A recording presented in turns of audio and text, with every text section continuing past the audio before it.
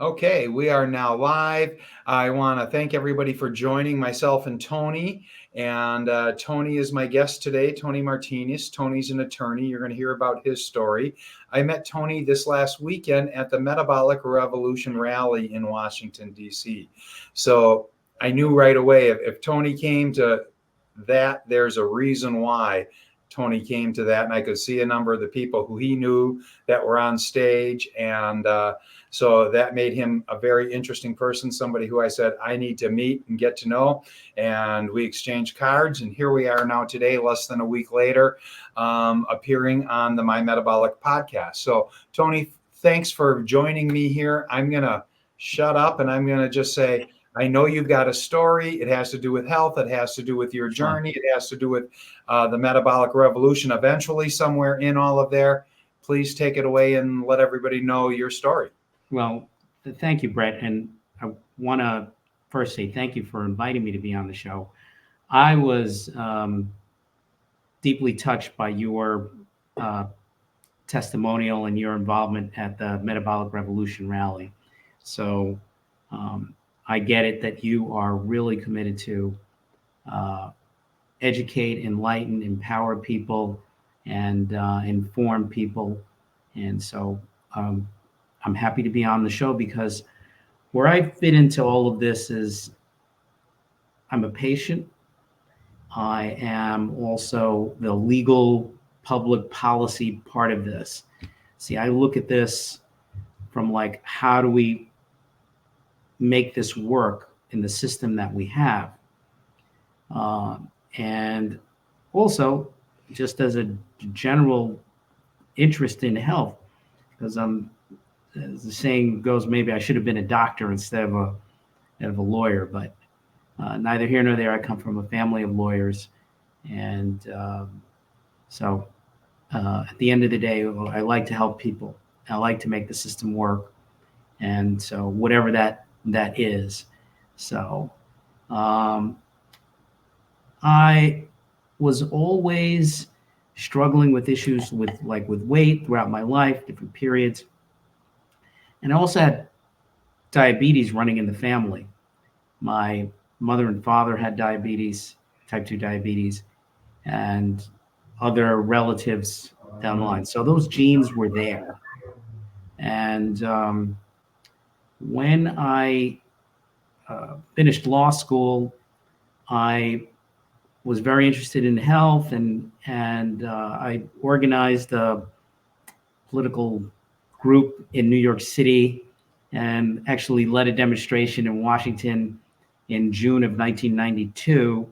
We had about 1,500 people, and we were by the fountain near the Capitol from the west front of the Capitol. And that led me to getting hired by people in the nutritional supplement industry. And I began working, became the legislative director for an organization called the Nutritional Health Alliance. And we worked to change the law, the Food and Drug Act, and we took on the FDA, which as a regulatory body is very heavy-handed, very orthodox, and just very uncomfortable with people taking charge of their health. Let's put it that way. And also concerned legitimately because there's bad advice and there's bad products and all of that, and you need that. But at the end of the day, people should have the right to make the choices what they need for their health, and the government shouldn't be in the way of that. So we did something that was pretty extraordinary, and coincidentally, this is the 30th anniversary of the passage of that legislation. We were able to get a bill in Congress passed, major piece of legislation, in 4 years, in 2 congressional sessions, which is, most people don't understand, how laws get made, but it takes really a long time to get a bill passed. It's not like, Schoolhouse Rock. Remember, I'm a bill. I sit in Capitol Hill, and I hope someday to become a law. there's a lot involved in that, and in that process, we got the bill passed, and I continued my work, and then unfortunately, in 2001, I was diagnosed as a type 2 diabetic, and I already had the warning sign about it because when I was a much heavier guy. I had the privilege, honor and privilege to work with Dr. Robert Atkins. Rest in peace. I mean, I was on his show on WOR. We became friends. I actually took him to meet then Tommy Thompson, Secretary of Health and Human Services, the Bush administration. My former governor. Yeah, somebody who was very helpful and interested in low carb, because I was there when he said, Dr. Atkins, come into my office. Let's spend some time. I want to hear all about what you are working on. And I also remember Dr. Atkins sharing with me his presentation that I was going to do on diabetes. He was telling me, Tony, diabetes and it's all linked. It's all figured. It's all about the insulin and this and that. And so it was really a remarkable guy. And then sadly, he passes away in a freak accident in 2003. And I was going to be his man in Washington. I was going to be his lot, and that fell to the wayside. And I was a type 2 diabetic on medication, and I basically followed a regular diet, and because I was told no need to do, just take the medication, and you can pretty much do what you want. But of course, it got worse. And as time suddenly I was no longer on, metformin. I became on Janomet, and I was on it for a number of years, and then fast forwarding in 2014, I had a heart attack, and I was very fortunate that I got to the emergency room in time, and I was traveling. I was in San Juan, Puerto Rico on a legal matter when I started feeling the symptoms. It wasn't, the classic heart attack where you think, right, fall, that's it. No, these when a person's having a heart attack, it can take some time, over hours, even a day. And I remember flying back to New York and telling a buddy of mine, listen, you have to meet me at the airport and drive me to the emergency room. And he says, well, why don't you want to go to the emergency room in New York? No. I said, I have this new insurance. It's the Affordable Care Act legislative insurance. And I know I'm covered, and I have a good plan. Take me to this hospital. So when I go to the hospital there, immediately, after they get ER, they triage me. They put me in there, and they gave me nitroglycerin and heparin and stabilized me. And then they told me, listen, you've got to go to a different hospital. You have to have a stent placement, and you're a very lucky guy because if you waited any longer, you were probably going to die. So I said, God likes you, so you made it in time. I say, so thank you, God. And it was quite a moment because I call my son, who was in college at the time, and he's on his way coming home to spring break, and he was like in shock. He drove straight to the hospital, and I had a stent placement, and then I was put on like all these medications, and I was like, what? I also had that. Well, when you have a heart attack, it's a moment where you come to grips with your mortality. And you kind of figure out, well, why am I here? What am I doing? What is the meaning of life? These kinds of existential questions. because you realize that you're lucky that you made it. So I realized, I thought about it, and I said, doggone it. I thought about my friend, Dr. Atkins. I said, he was right. I also watched a documentary called Serial Killers, not serial like a serial killer, not like a Ted Bundy, but cereal like in breakfast cereal. Kellogg's. And yeah. And so when I looked at it, it all made sense. Everything went off on my brain. I said, this is ridiculous. I've got to get involved and work to change this. And I'm going to follow this ketogenic diet. And I tell my doctor that I'm going to do this, and he says, oh, you're crazy and all of that, and we got to monitor you and all of that. And I said, listen, all due respect, I'm going to try this out, and you got to respect my decision. And he said, I'll do the labs. So he was very skeptical, but I started a ketogenic diet. And when I went for my first set of labs, about 30 days into it, he called me up and he said, Tony, what exactly are you doing? I said, why? Is it because your A1C is normal? And I was like, the first time I had a normal A1C since I had been diagnosed with type 2 diabetes. And that was how many days? I want to hear more about what you're doing, and whatever you're doing, keep doing it. So how many days into that was the blood test? But within 30 days. Normally. Wow, that's a quick turnaround on it. Okay, go ahead. I'm sorry. Yeah, it was quick. And so I became a very big fan of the ketogenic diet and conferences and all of that stuff, and started looking at this issue from a policy standpoint, political standpoint, because as much, my only suggestion from the metabolic revolution, we had great talks by all those doctors, but the truth is nothing is going to change on Capitol Hill until one of us go to Capitol Hill as a member of Congress or the Senate and actually make sure these issues get taken seriously and are considered, because they're captured. Congress is captured by the special interests. It is, there's the industrial complex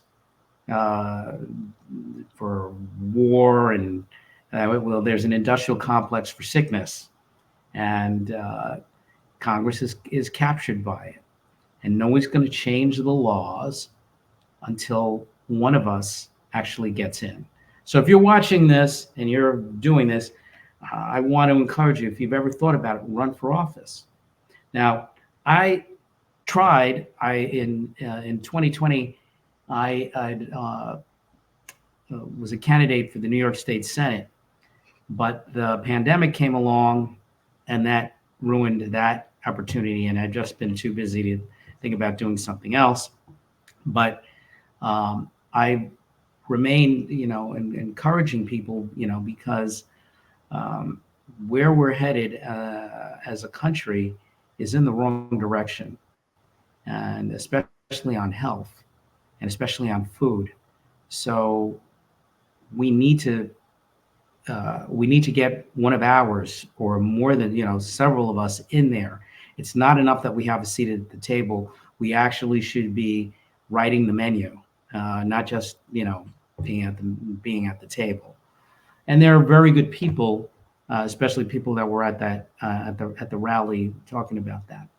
Now, we ask ourselves, how did we get into this mess?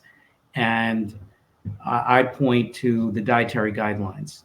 Was really the cornerstone of where all the bad information came in, and we still have to use these guidelines. Now, I take a little bit more libertarian approach, because that's politically what this whole experience has turned me into, as a libertarian, because I believe people need freedom. We don't need a nanny, because people need information, and then people need to make their choices and live by them, and the consequences, good or bad, by that. We don't need a nanny state. So I'm for getting rid of the dietary guidelines. So to me, that would be the best thing that would happen. And I guess a compromise position would be change the guidelines so that other viewpoints, including low carb, is part of it. Because the truth is, we're not metabolically healthy. The majority of the country is metabolically sick. And so unless we do something to change that, and that's not going to come easy, because this is the nature of human dynamics. The people that put together dietary guidelines will never want to admit that they were wrong. No one wants to admit that they were wrong, that they made a mistake, that the information they gave was wrong, because we live in a liability, very litigious society. But the truth is, we were given bad information, and we've been paying the price ever since. And it's got to stop, because we're really headed to major existential crisis in health as a society, as a country. And I'm worried about what's happening with our country. So we have to see what unfolds. So what do? I follow pretty much a ketovore diet, and I try to do some kind of exercise on a daily basis, and just do my regular blood work and everything, and I feel fine. And I also had coronary arterial scan, CAC scan, and while I have plaque, because I had a heart attack and all of that, I actually and I need to repeat, because I've been doing my own little study. My cardiologist supports me. I've been doing annual checkups because I've been following my protocol, and I've actually have lowered the amount of plaque just by a couple of points. Not, still, the widowmaker artery, I still have it's in the 20s, but when I first started this protocol, it was in the 30s. So I was able to get some points down. So I'm following that, and just trying to take care of myself and be active and involved with good people like you and everybody in our community. So that's kind of a little bit of a background on me. So you made this change where your doctor was nervous about you going keto, and that was in the year of the heart attack in 2014? Yes, that was in the year of the 2014. And so has your A1C stayed at a non-diabetic level since then? It has. It actually, though. So here's where I get scientific. Yeah. My A1C has crept up a little bit, and it's not in. It's getting like on the borderline, where out of normal, and I'm still working to figure that out. I can help you with that. Okay. I can explain it to you if you want to hear it. It might be good for the audience to hear it too. Sure. Right Yeah. So okay, there's, as you're now well aware, we're all born in the state of nutritional ketosis. Even if the mother wasn't in ketosis in the womb, every baby is in the state of ketosis, and is typically till near the end of the third trimester, using just fats to build and grow and do all of this. The glycolysis part of the electron transport chain isn't used right away. But so that's our native metabolic state. Then there's the other metabolic state, the sugar burner, that almost everybody's moved into over the last 100 years, and that most of medical and healthcare thinks that's the normal metabolism, but it's not, because they're never taught anything that has to do with ketosis other than diabetic ketoacidosis, DKA. That's the only thing they're taught, and that's why they're terrified of the word keto and ketosis and ketones. But once you flip back into a native nutritional ketosis metabolism, what happens is because it is the natural state and it is lower glucose. So you would be starting to say, well, my glucose should go into the low 4s and mid 4s instead of, potentially creeping back up again. But here's why it doesn't. And it actually starts coming up, but it is not representative of what it means in the new sugar burner metabolism. In the sugar burner metabolism, 5-7 pre-diabetic, 6-5 type 2. Once you go long enough into the living in ketosis, because it's the healing metabolism and all of your cellular functions run that much better, your red blood cells, instead of having a 90-day circulation, start getting close to 120-day circulation. So even at the normal amount of glucose, 4 grams in all 8 to 9 liters of blood that we have circulating in our circulatory system, Right. because it's living 30% longer than somebody who is in a sugar burner and a high sugar, where it's becoming, and that's advanced glycation end product, that's sugar coating. That's what the measurement of the A1C is. So it's simply because your blood cells are living a third longer. Thus, they stay in that low level of glucose, and they will start showing an increase because they're living that much longer.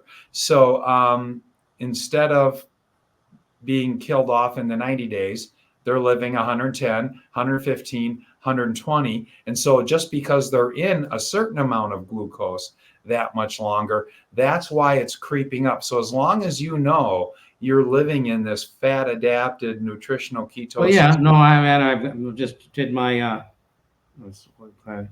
There you go. You got your CGM results. Yeah, I got my CGM, and I'm doing a nice 85. So yeah, but it is so counterintuitive, because we're taught to believe 5-7 or up in the mid 5s, we're flirting with this pre-diabetic state.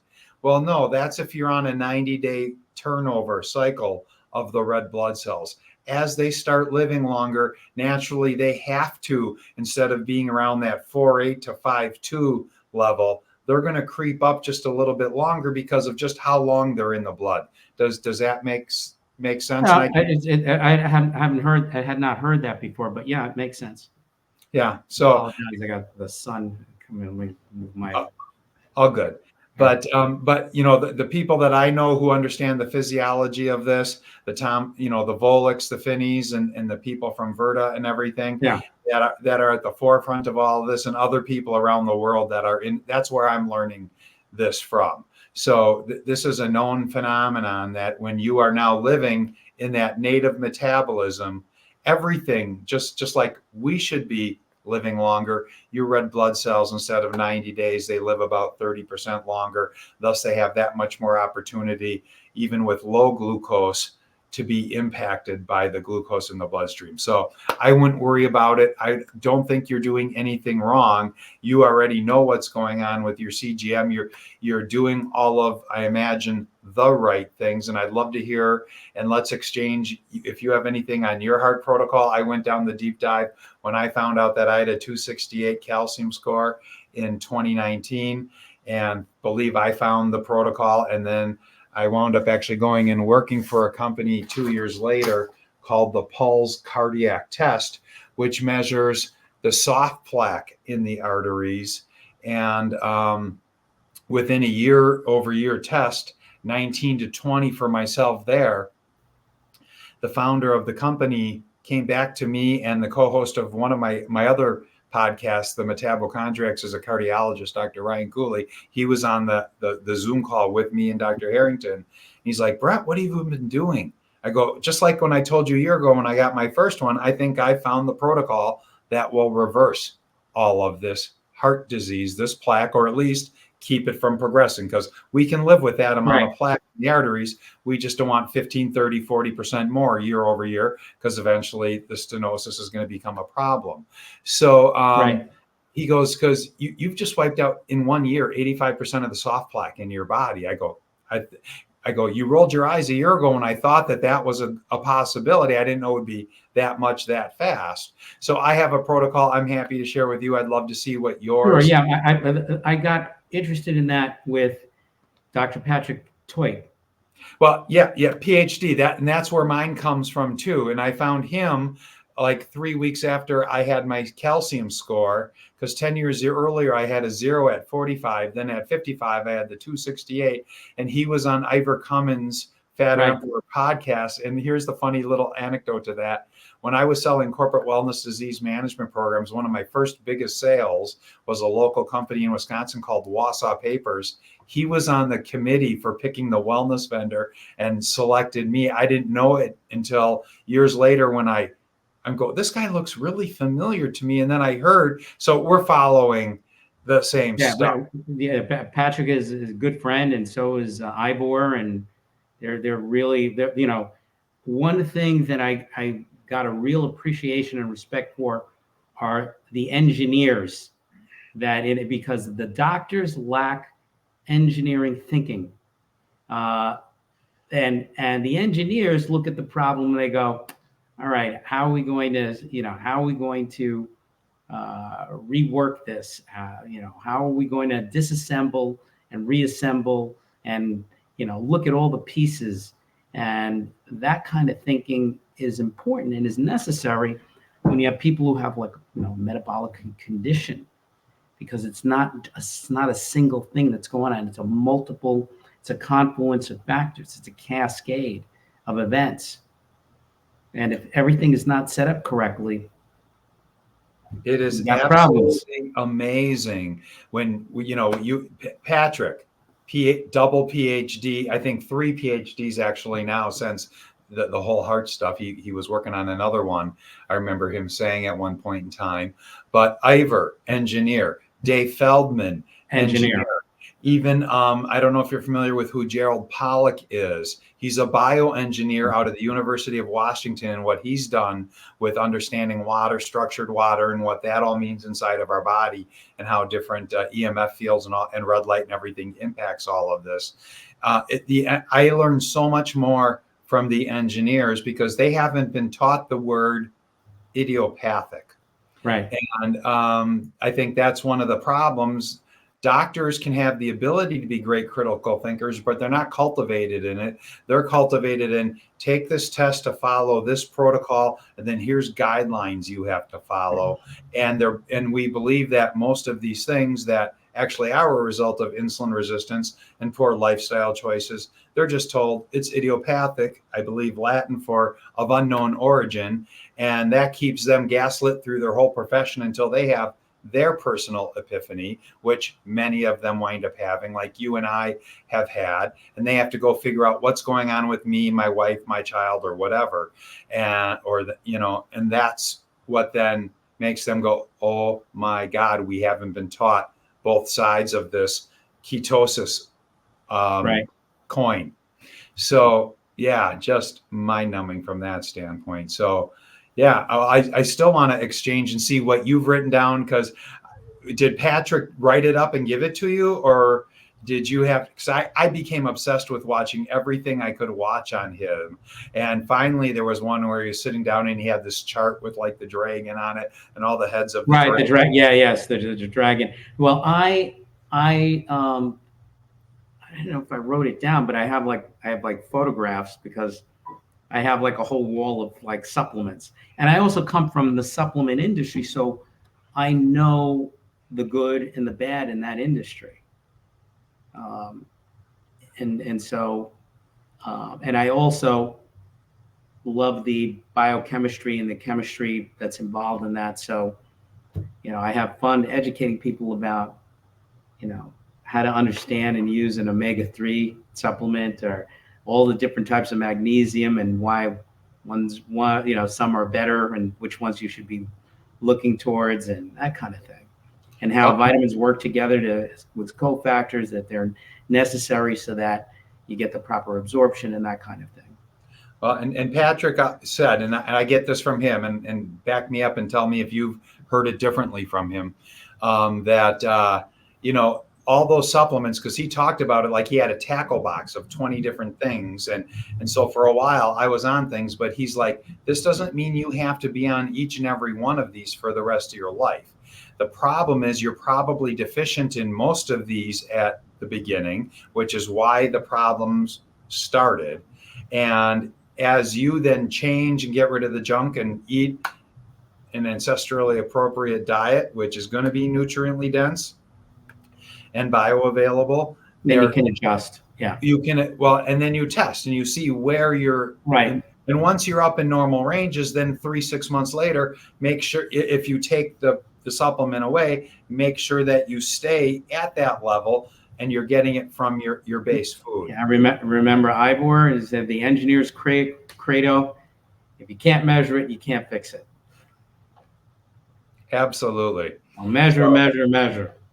So I wound up in that pulse cardiac test. I was able to document that I reversed the soft plaque, or at least the vast majority of it. And there could be some trapped in some of the calcified plaque. That's still going to take who knows how long. But out of the 3 calcified or arteries that had calcified plaque, the one that had a score of about 40 wiped out, which was the smallest one, wiped out completely to 0, because I did another CT scan right before my year-over-year pulse cardiac test. And the other 2 just went up like a couple of percent, but that's natural as that soft plaque is calcifying, and just, it might not ever come out, or it might come out, but it was an amount of an increase that I understood with having spent hundreds of hours now getting my brain around all this. Then I wound up 2 days after that year-over-year test, I joined the company as their Wisconsin sales rep. Unfortunately, it was in the heat of COVID. It was August 2020, and by summer 2021, still doctors were barely seeing their patients face to face. And there were 35 of us in the sales force, and they had to shut down and let it all go because there just wasn't, they couldn't get enough traction because of how we handled COVID, the results of how we dealt with it. That wound up being a casualty, which is terrible, because not only does it show and measure the soft plaque, it shows whether your disease is progressing or healing. And that was the thing that the doctor told me on my first one. He goes, Brett, you're in a healing state. So whatever you're doing, this was at the time of the first test, he goes, keep doing it. And then he forgot about that a year later. And he's like, what have you been doing? And I go, same thing I told you a year ago. And it blew his mind, because nobody had ever improved that fast in that amount of time. So I'm trusting that I'm staying with the process, and I don't have that to fall back on. And I don't think I need a yearly shot of radiation for another CT every year. In another year or 2, I'll go and check it out and see where I'm at. So I want to respect your time and everything. Is there other major messages you would like to bring out, or kind of with what you've been doing from your work situation with all of this? Everyone just, get involved, be empowered. Don't sit, don't wait for somebody else to do something. And we're going to need people to run for office. This is not going to change until we get our people in the door, into the legislature, in office. That's bottom line. So.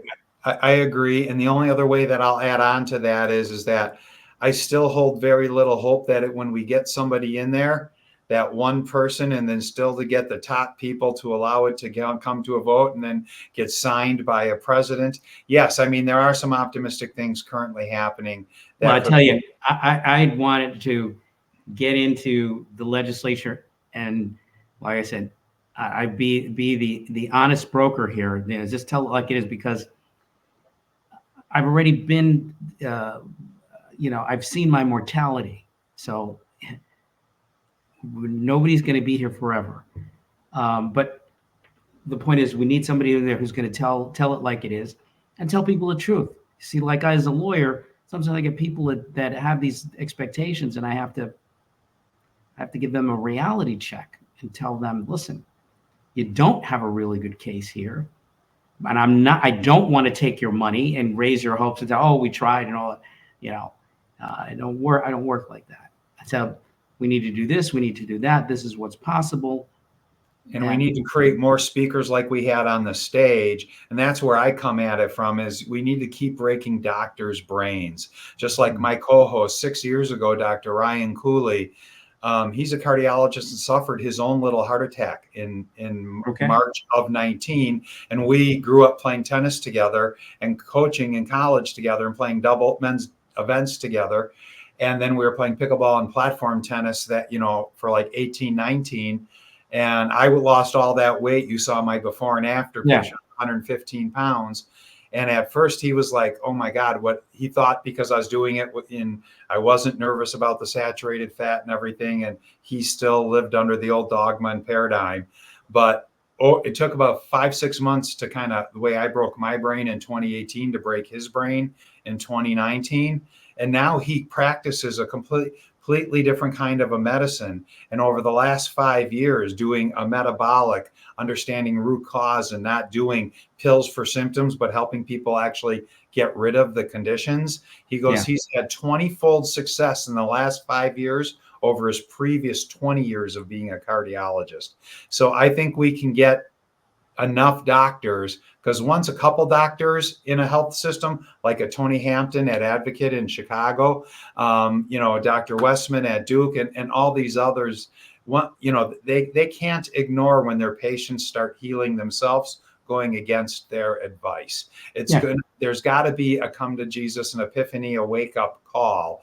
And I think that's going to be our quickest way to getting change, is the doctors don't want to be buggy whipped. And from them, and just in the last 4 years, the whole healthcare world has gone from 80% trust of the public to 40% to 30% trust by the public now. Yeah. I mean, the trust in public officials and the trust in general has been, really decimated. Well, I'm going to ask you one more quick question, and this is just kind of on a very light side of it. So when we had the song that was done up on the stage, which, was about trust in science and trust in the message from the doctors, what did you think of that song? Well, I thought it was a good song. I thought the lyrics, reach to the heart of it. The fact that we can't be truly scientific because we've got to stick to some kind of orthodoxy and dogma. That's not, we're only hurting ourselves by not being open. And if we're truly a scientist, you have to always be asking beyond that inquiry, Absolutely. Well, the reason why I wanted to ask you about that is I was talking to him when he came off stage, and he's from the Two Keto Dudes podcast.